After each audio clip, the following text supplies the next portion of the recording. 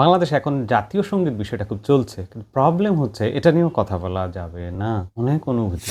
আমার জাতীয় সংগীত নিয়ে কেউ টানাটানি করবে না, কেউ ছিনিমিনি খেলবে না। ওকে, ঠিক আছে, তাহলে আমরা অন্য দেশের জাতীয় সংগীত নিয়ে কথা বলি। সৌদি আরব আর ইউকে। চলেন সৌদি আরবের জাতীয় সংগীতটা শুনি।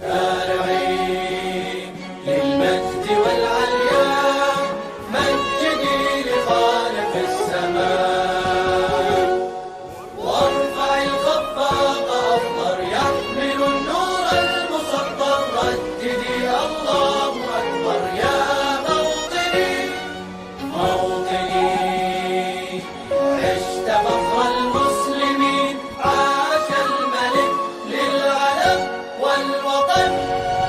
অর্থাৎ এই জাতীয় সংগীতে মানুষকে শ্রেষ্ঠত্ব এবং মহিমার দিকে ডাকা হয়েছে। আল্লাহ সৃষ্টিকর্তা হিসাবে আল্লাহর নাম উচ্চকিত করা হয়েছে এবং সৌদি আরবকে মুসলমানদের গর্ব হিসাবে বেঁচে থাকার জন্য বলা হয়েছে এবং সর্বশেষে একটু জায়গায় শুধুমাত্র শেষে রাজা যাতে দীর্ঘজীবী হয় পতাকা এবং দেশের জন্য সেটা বলা হয়েছে। দেশপ্রেমের কথা এসছে। এবার আমরা যদি ইউকের জাতীয় সংগীতের দিকে যাই তাহলে আমরা একটু শুনে আসি। God save our gracious King, long live our noble King. God save the King. Send him victorious, happy and glorious, long to reign over us. God save the King. Wow!